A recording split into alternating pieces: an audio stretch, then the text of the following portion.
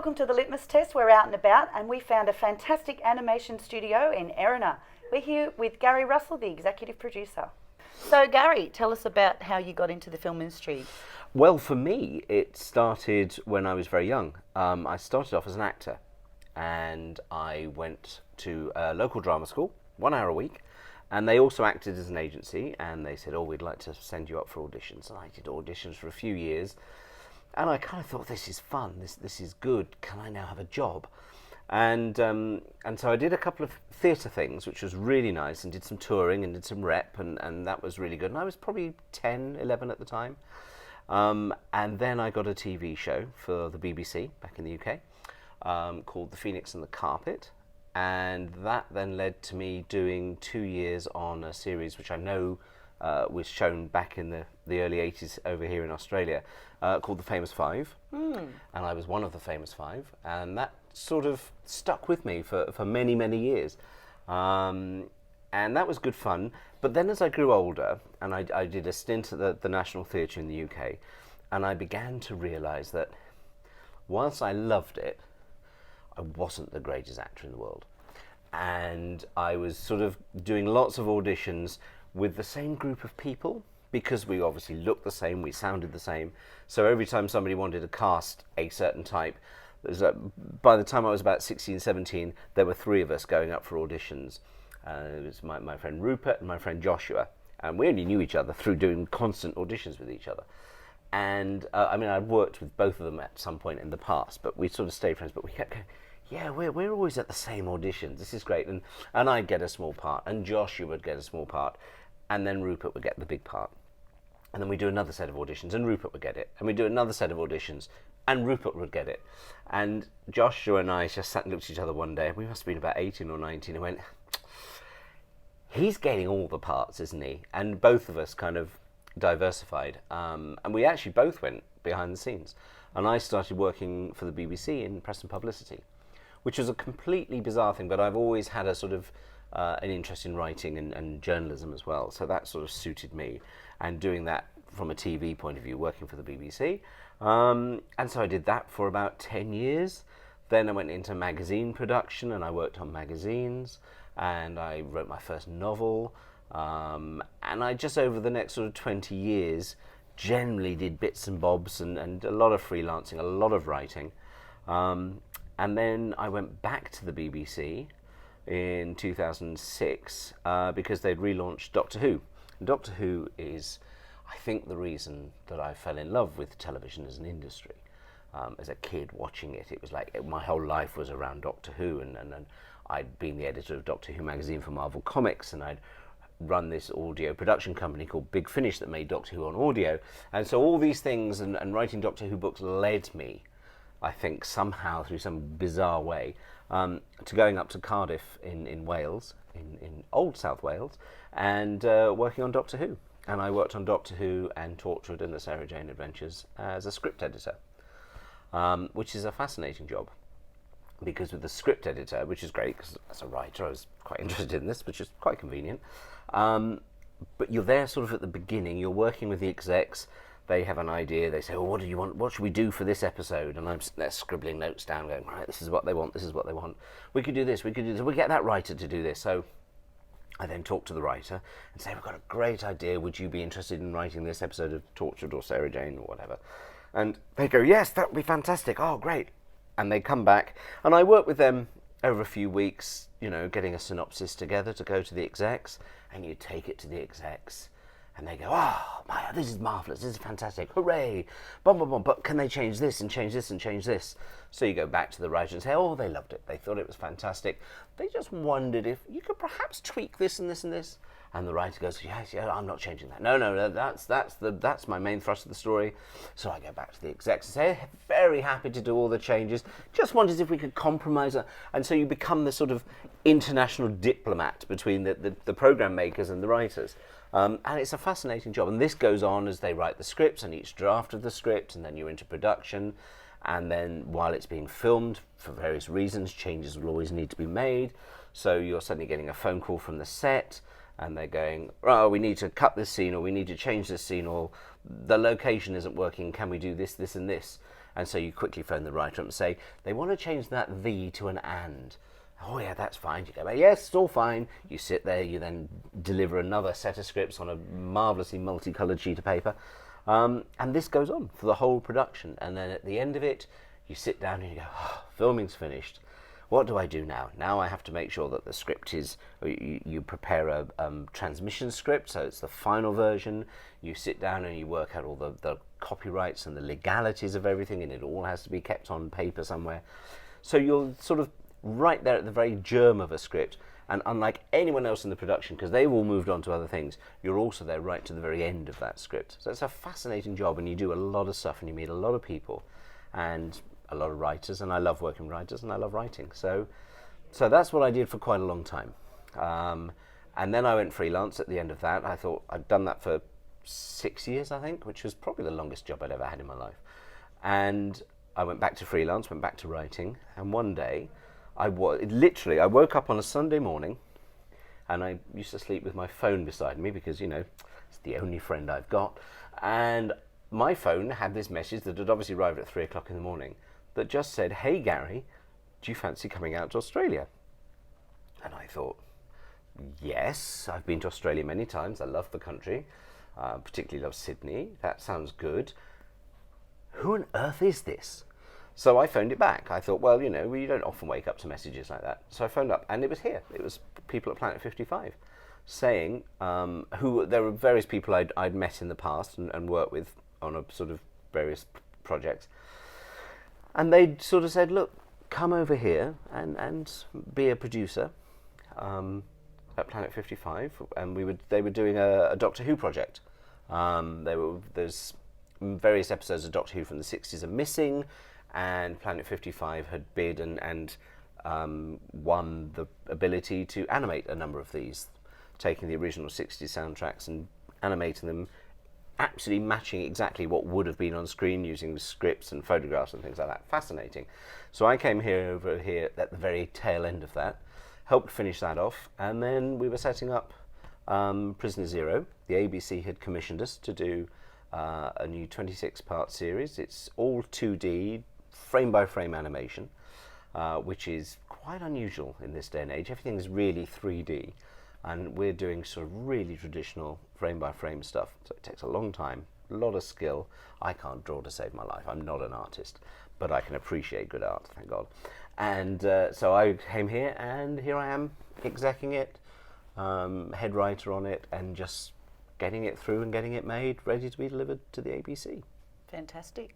Did you have to write when you were pitching for the project, or had it already been pitched for?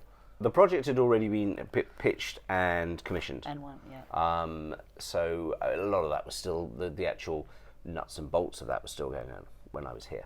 But the basis of the series is here. I changed it quite a lot. I said, I don't like that character. Get rid of that character. Bring this character and do this and do this and do this. And that was quite fun because you were taking a certain amount of things that had already been established and going, right, but if I made that character a villain, or if I made that character a good person, or if I changed that person's costume and hair and gave them a different name, oh, that's all quite interesting. So that was quite fun because I had an ownership over something that originally I didn't think I was going to have an ownership over. I thought I was literally going to come here and just work on it and do what was necessary. But becoming the exec meant that I suddenly could take ownership of something and work with a fantastic team here of really good script editor, who David, who I thought, I'm going to have to teach him how to be a script editor. No, I didn't. He'd got it. He was fantastic. So he was looking after all the scripts and everything. And is he from England as well? No. He's everyone here. Yeah, everyone here, I think, is. Yeah, they are. Everyone here is Australian. And I've got to say, that's one of the really nice things about coming out here. Is I wasn't expecting. If someone had said to me, go to Australia, and don't go to Sydney, but go up onto the Central Coast, and you will encounter a 2D animation studio populated by incredibly talented people, all between the ages of about 18 and 25 for the most part, I'd have gone, no, that cannot possibly exist. And here it is. And I've got to say that's something for me as a grumpy old man, is really quite nice and exciting to find that vitality and that energy and that enthusiasm for something that really and truly on paper is really old-fashioned. And here they are, not wanting to do 3D, not wanting to do everything and just sit with keyboards and make everything move on a computer screen with keyboards, but actually having a pen in their hand, a stylus in their hand, and drawing it and save, and then the next frame, and drawing it and save, and the next frame, and you have a roughing team and a line team and a shading team, and it all comes together. And watching these people, and I keep saying watching these kids, because to me they are kids, he says patronisingly, but it is like that. These are incredibly intelligent, talented young people. Where'd you find them? Well, some of them were here when I got here. I think there was about 19 people here when I got here. We've now got 54, 55. A lot of it is word of mouth. Obviously, the universities have been fantastic. We've got a lot of people from there. We've advertised. We've got people who've come down from Queensland. We've got people who come up from Victoria. I don't think we've got anyone who's come over from Western Australia yet. To live here, you mean? They've come Yeah, on they've moved here. contract, yeah. Oh yeah, they've come over here, and when we first started, there was probably 8 or 9 of them, I think, trekking up from Sydney every single day. Well, now they haven't. They've all moved to sort of Erina or Gosford or Terrigal or whatever, because they want to be on the Central Coast. They don't want to be in Sydney anymore. There's a magic about the coast that is, there's a lot of existing talent here that we didn't expect, and there's a lot of talent flocking to be here. And I think it's great because, yes, we've got something unique. We've got a 2D animation studio, lots of 3D animation studios in Australia. I don't think there's very many up on the Central Coast or even really in New South Wales. There's an awful lot in Victoria. But here we are with 2D, and that's something quite unique and exciting for Australia. And for the ABC as well. They're a company that have spent many, many years bringing in animations from Canada or America or Japan or whatever. And yet this is going to be a entirely homegrown animation project for them. That again is a novelty for them.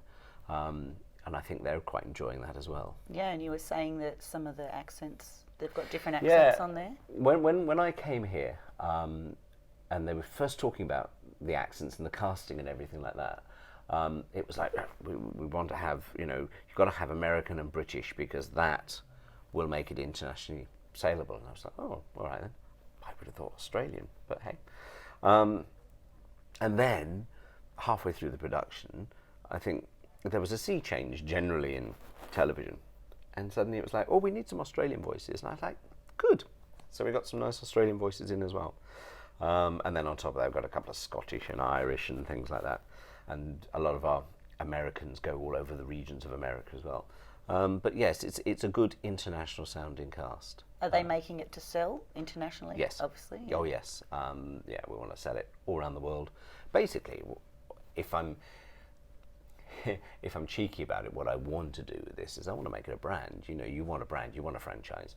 In this day and age, you don't just sit there and go, I want to make a kids' TV show. You want something that's going to be on T-shirts. You want something that is going to be on school satchels and things like that. You want something that kids invest in, that they go, I want to watch this episode after episode. Whether, when I was a kid, you watched it 1 episode a week, or these days you watch it stripped across a week, or you watch it, download the whole thing on Netflix or Amazon or whoever. But the point is, you want kids to watch this, love it, fall in love with it, and then wear it to school, wear it around town. That to me is what we make television for these days. That's what it's about. It's about creating something so that people like us will sit down and go, oh, do you remember that show when we were kids? Oh, isn't it great? Oh, I'd love to see that again. I want to make a show where kids will sit down and say, do you remember Prisoner Zero when we were 10 years old? Oh, that was fantastic. Look, I've still got this old book, or I've still got this old satchel or something, and it's got a picture of Zero on it. Oh, that's fantastic. That's the kind of show I want to make. Something that actually kids don't just watch and go, yeah, that's all right. I want something that kids watch and go, yeah, I want to see that again and again and again. And how long is production? Production's a long period because it's frame by frame animation. I think we'll be pretty much 2 years from the time we first started roughing the first episode to when we finish the 26th. That's a long time. Ages. It's a very long time. And for these guys, it's exhausting because you are sitting there day in, day out, drawing 5 days a week, sometimes 6, on a 2-year schedule. It's punishing. And, I stand over them with a metaphorical whip and say, no, you cannot be ill. No, you cannot have time off. And be a big bad ogre. But of course, you have to accept that every 2 years there is going to be waves of people, and they're like fired up, and then there'll be a couple of weeks where they're like, can I go home yet? And then it's fired up again. And that's the great thing about anything in the creative industry, is it is a series of ups and downs and heights and troughs. And at the end of the day, you sail towards something and you turn around and go, but look how good this is. Look how fantastic this is. We've made something, and that's what I want to do. It's not about me at that point. It's about them. It's about all those artists sitting there with a show they have spent 2 years of their life working on. And I want them to be proud of it. I want them to be in love with it. I want them to be able to go, yeah. And that will lead to other things? Oh, yeah, got other plans? For all of them and for all of us. Planet 55, I hope, is not going to go somewhere and disappear and vanish. What's the point? If you're going to come all the way to Australia, and you're going to set up on the Central Coast, and you're going to set up somewhere that is unusual. Most people say, well, you're not in Sydney, you're not in Melbourne. No, we're up on the coast because it's different and it's exciting. If you're going to set all that up, you're going to have all of this going on. This has got to run for years and years and years. So, we have to hopefully get second, third, fourth series of this. We have to find other shows to do. We have to find other things to do, But, in the field of 2D animation, if in 5 or 6 years, we need to be the go-to place. We need people to be like, oh, yeah, there's that place up on the Central Coast, Planet 55. They do 2D. Let's go to them. Because it'll be different, because you're creating something that, other than the nostalgia factor for crumbly old people like me, for kids is new. They haven't seen pure 2D animation before on television. It's been 3D for so long now that this is going to stick up and make people go, oh wow, that is different. I'm not expecting them to be able to go, oh yes, well, that's 2D frame by frame animation and that's done by, but they're going to look at it and go, I don't know why that's different, I don't know why that's attractive, but it is. And we could kick off something really, really good here. And are you putting out any tenders for features or anything? Are you trying to get some... It's very hard. I think it's very hard in television generally, but I think it's very hard in an animation company to sit down and put out feelers for anything until you've got a finished product. And I want us to really be finished and have Prisoner Zero and sit and be able to show it to people and go, this is what we've achieved. Then I think people sit up and take notice of you. If you phone them up and go, hi, we're doing this 26-part series for the ABC, and we could do something for you, and they're like, yeah, and prove it. But when you've got proof, when you've got a finished product that you can show people, then that's when you go out there and you heavily market it yourself and you go, this is what Planet 55 is. But you have to, animation is a tricky thing. It's something that you don't run before you can walk. You've got to play it sensibly. You've got to do it properly. I think, because also it's not a new medium, but it's a different medium. It's not like if you're doing live action. You say, oh, we're making a new series, a new kids show with kids, real 3D living human beings. Everyone kind of goes, well, if you can do that, you can probably do this and this. When you're doing animation, people go, oh, yeah, well, we'll see what your animation looks like. We'll see if the work speaks for itself. And so I think the work does speak for itself. But that's what you have to do before you can get bigger and bigger and bigger. That's why I say it's a good 5-10 year project. It's not an overnight thing, and you have to be in this for the long haul. And you are? I am, yeah, and they all are. I don't, there's part of me that goes, I would love to be in a position where I can get this up and running, and we maybe do a couple of series and things like that. Then I shall probably go back to the UK because I'm old and ancient and I miss home. But the other great thing is I will then have trained all the people here that they don't need me. They will know what they're doing. Josh or someone can sit in that chair and somebody else can sit in that chair and so on and so forth. And the company will keep going. And these kids, I say kids, got to stop saying kids, these brilliant people will run the show, will run the company. That's what it's for me. I'm just here to get it going, really. I don't think I'm here for 10 years, but I hope they are, and I hope they're in a position to do my job in 4 or 5 years' time, and probably do it a great deal better. And what happened to the people that were here that started it up initially? Some are still here, some have moved on. That's just, that's the company, that's the way it goes. And what's the difference between the Australian industry and the UK industry? We're talking TV versus animation versus film. They're different anyway. Yeah, I mean, everything is. There's a work ethic here that I think is really good. I think people here want to work. I think people here enjoy working. At the same time, there's also it's quite a laid-back attitude here. No one here. When you're a Brit and you're living in the UK and your entire worldview of Australia is basically built on Neighbours and Home and Away. The first time I came over here and I heard someone say the phrase "no worries" to me, I thought, oh my God, you actually say that. But at the same time, actually, it's a really healthy attitude that Australia has. It is like, you know what? If everything does go to hell in a handbasket, we'll sort it. Don't freak out about it. There's a solution to everything. And I quite like that kind of, nobody runs around with their heads cut off like chickens. Whereas I think back home, we do have a tendency to go, oh, the sky is falling, what are we going to do? Here, everyone goes, yeah, the sky's falling, but it'll still be around tomorrow. We'll do something. We'll pick up ourselves and get it done. I like that attitude because at the very heart of that is a real kind of ethic that says, we want to succeed. We're not going to go, oh my God, it's all gone to pieces, run away from it. Everyone here is like, we'll find a way through. That's a very healthy attitude to have, particularly in the entertainment industry. Have you had to use that with this show so far? No, not yet. Please, God, no. No big sky falling incidents? No, I don't think we've had any big sky falling incidents. Occasionally odd things will happen. I mean, the coast being hit by a big storm a few months back. That was a bit worrying. Oh, yeah. How long were you without power? We weren't. Oh. We had power. It was brilliant.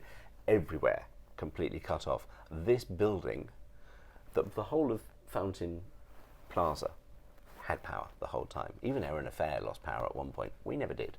I don't know whether someone was smiling on us or whether this place got generators or what. I don't know. Well, because you've got the radio station. And so we never lost power. So those that were able to get here were able to come in here, charge their phones, do the work, and so we were working, go home to 9 to 6 every single day.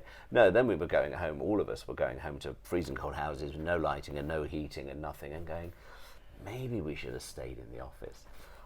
But I genuinely think that's probably the only real thing that's happened in the last sort of year or so that has ever had anyone going, how are we going to deal with this? And then it's that same thing. It's like, well, we're going to deal with it by coming into work and getting on with it, because we can't go and put the power lines up. We can't drain the floods away. So we carry on doing what we're doing while everyone else carries on doing what they're doing. I love that attitude. I think it's a healthy one to have.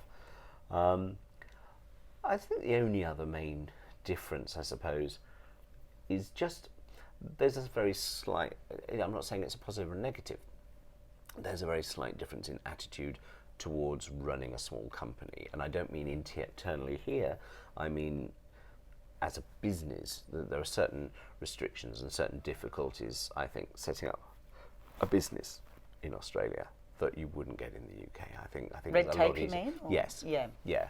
A lot of red tape, a lot of tax and things like that. That you do sit down and think, well, if you really want to set businesses up, if you want this country to really fire on all cylinders as a business, try and make it a little bit more attractive, make it a little bit easier. It's fine as you go on, but there are times when you just think, this would be so much easier if that piece of red tape was, there's no reason for it. It's red tape for the reason of being red tape. It's like somebody sat down and went, what can we do to make it really difficult for someone to set a business up and run it? That those things genuinely are few and far between. I think on the whole this is a very healthy place to run a business. I don't know what it'd be like in Sydney, other than the fact it'd probably be 20 times more expensive.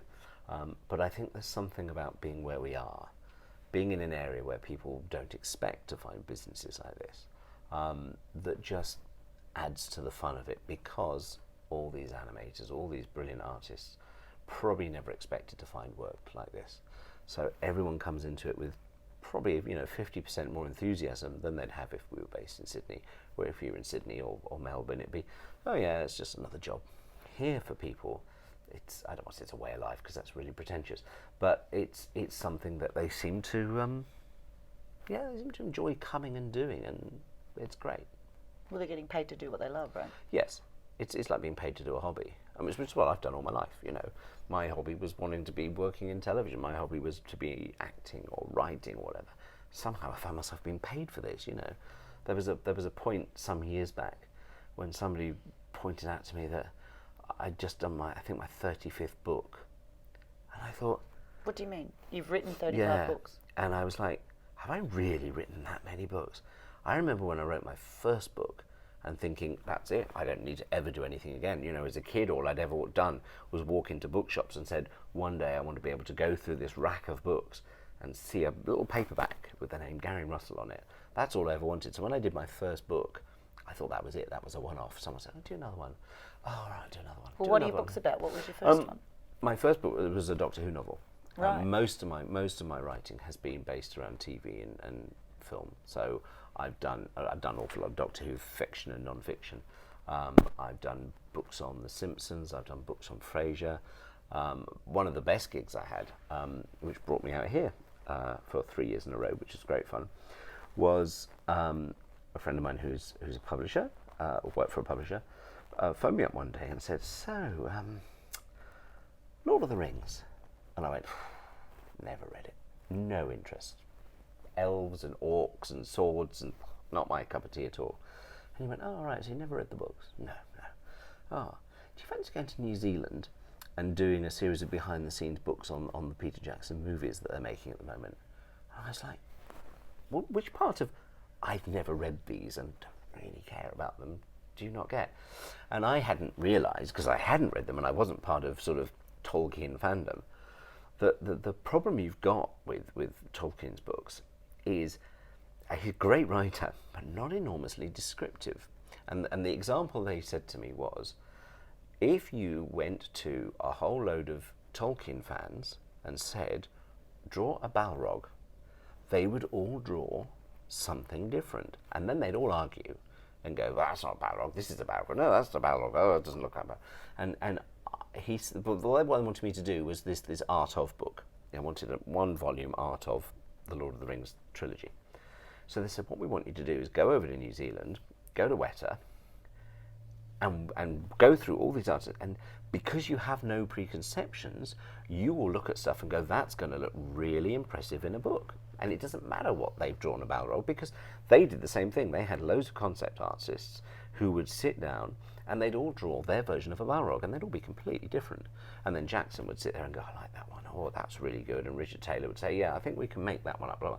So I went over there to do this one book. And I was greeted with this material. And this would have been 2000, I think. Probably was 2000, might have been 2001. It was they just literally finished filming, and they'd just started. This is the weird way they did Lord of the Rings, is they filmed it and then they did pre-production for all the visual effects and for all the sets and for all that stuff, and that's what they needed the drawings for. They'd already filmed all the actors. And I thought, that's an interesting way of working, because now you're creating the miniatures, you're creating the special effects, you're creating all these things. They didn't have a clue, these are poor actors, when they were filming, exactly what they were going to... Oh, that's going to be a Balrog. Well, what's the Balrog look like? We haven't decided yet. So I went over there. Be scared of it and look here. That's right. So long as you can see that little green tennis ball up there, that's what you're reacting to. Just imagine it's terrifying. So I went over there at the point where they were doing all these designs and everything, and I came back to the UK with an awful lot of material for this book. And I said to the publisher, I said, the problem is, they've only just now, they've done all the live action stuff, but they've only just now started pre-production on the first movie, and that's all I've got. I've got nothing for The Two Towers and Return of the King. I'm going to have to go back a year later. And they went, oh, right. And then I suppose a year after that, you want to go back again and do... I said, well, that's probably how it's going to have to be. I'll have to go back to Australia and New Zealand 3 years in a row. And as it turned out, I got out of that. I got 4 books, one for each movie, The Art of, Lord Two Towers, Fellowship and Return of the King. Then I got they said, oh, do you think we should do a best of?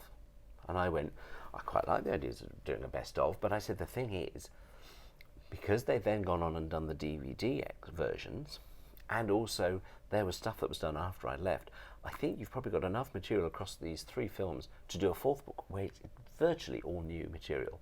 I could put 25% in best of and give you 75% brand new material. Oh, do you think you could? Yeah, I could do that. Boom. And that's what I did, and that was 4 years of my life and a New York Times bestseller. Great. And I was like, yay, I'm quite happy with that. For a series that I had absolutely no interest or knowledge in. But now you love it, right? Well, no, I don't particularly. But what is weird is my head is still full of all these Tolkien words that I never thought I'd ever need in my life. That I hear people talking about, oh yeah, they're talking about that part of Lord of the Rings. And even when we've been doing concepts here, because obviously these guys are they're animation fans, they're fantasy sci-fi fans, they're anime fans. They all seem to love Lord of the Rings. So just when we're having planning meetings, the other week we were talking about something. I said, it's like that scene at Weathertop, and my brain just went, I have not said the word Weathertop, and pictured it in my head since 2002, and suddenly, and it becomes part of the vocabulary. And when you're dealing with people for whom that vocabulary is also their vocabulary, it makes a really creative thing, because immediately you're not going, I need it to look a bit dark and a couple of stones and a bit of lightning and maybe on a hill. You say, oh, it's like that scene at Weathertop. Boom. Everyone knows what you're doing. It's a shorthand, and it makes so many creative decisions. It's great. And your other books?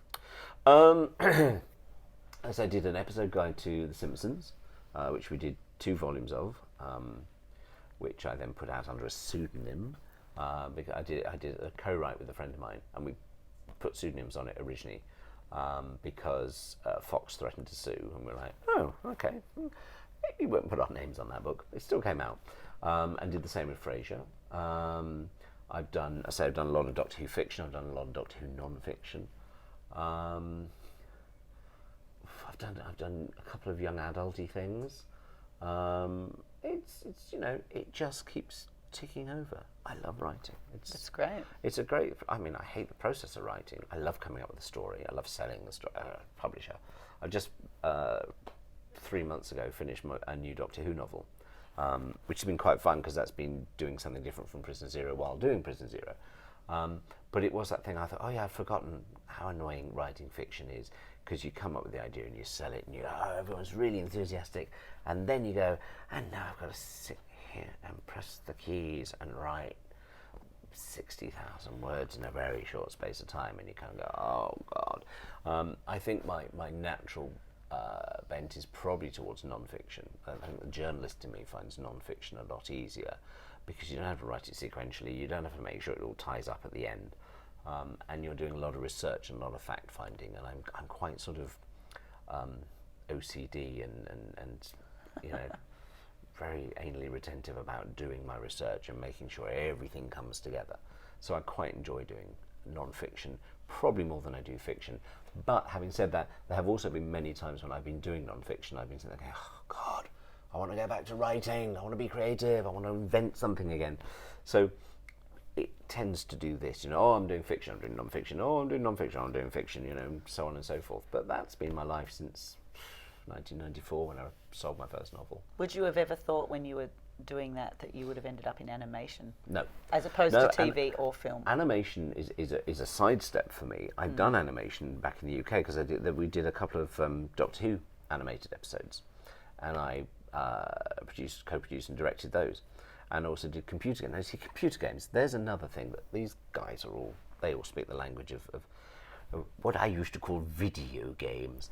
And apparently it's just called gaming these days. To me, that's just Monopoly or Snakes and Ladders. That's just being lazy. And I don't do games at all.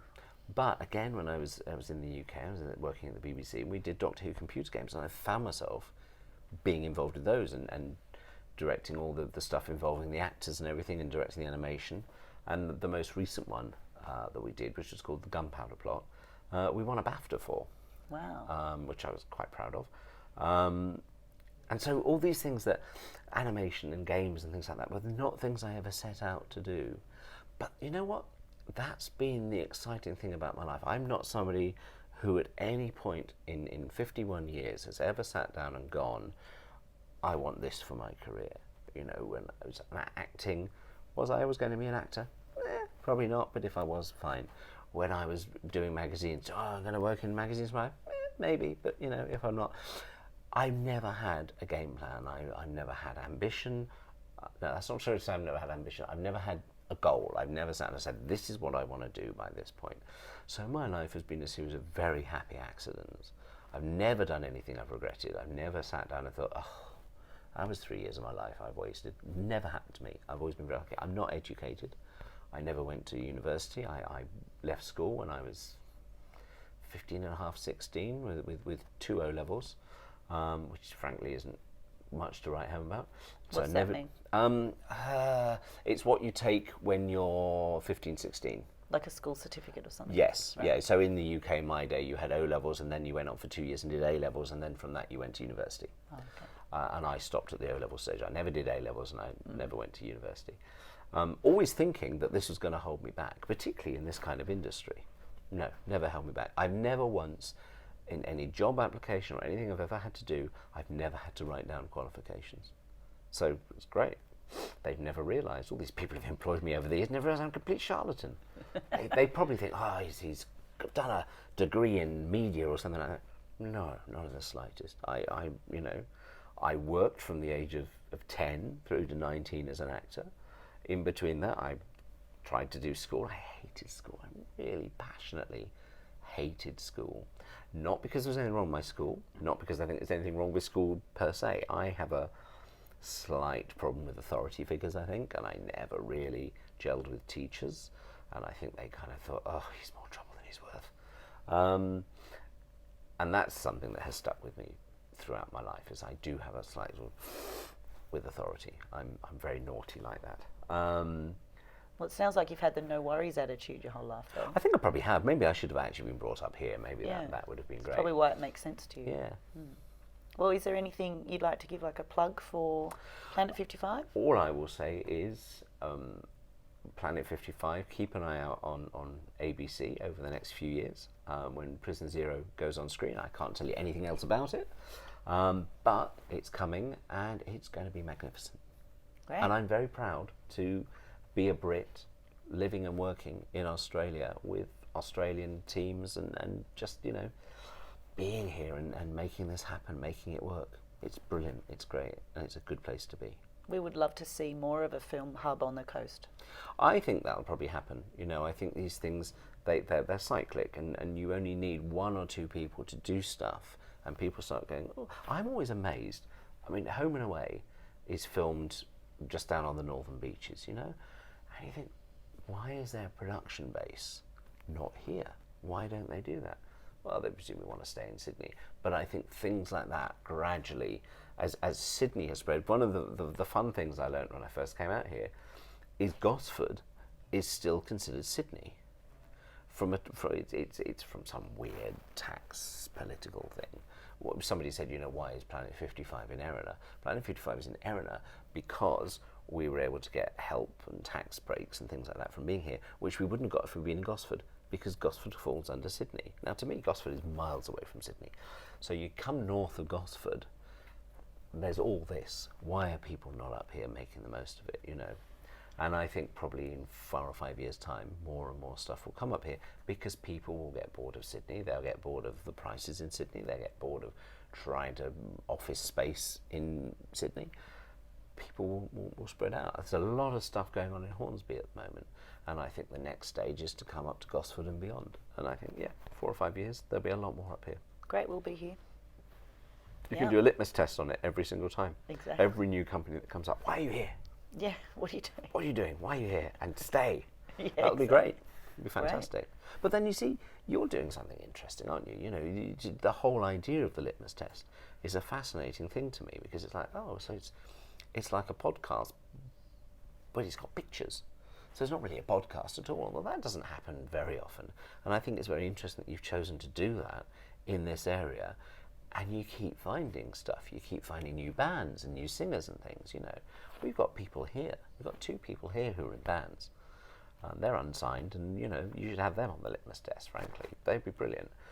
So there is this sort of there's a buzz here. There's a creative, artistic buzz. I kind of like it. I also like the fact that there are certain areas you can go to, maybe towards the Blue Mountains or going up towards the entrance and things like that. They're a little bit hippie, a little bit 60s culture. And I think out of that is a creative thing, and that you always find creative people will come out of that. So I think this is going to become a big creative hub in the next 10 years. Fantastic. Well, thanks for having us. Thank you. Been a pleasure. We've had a great time at the Planet 55 studios here. We're so shocked to find an animation studio on the Central Coast, and we're really glad we found you. Thanks so much for having us, and we'll see you again next time on the Litmus Test.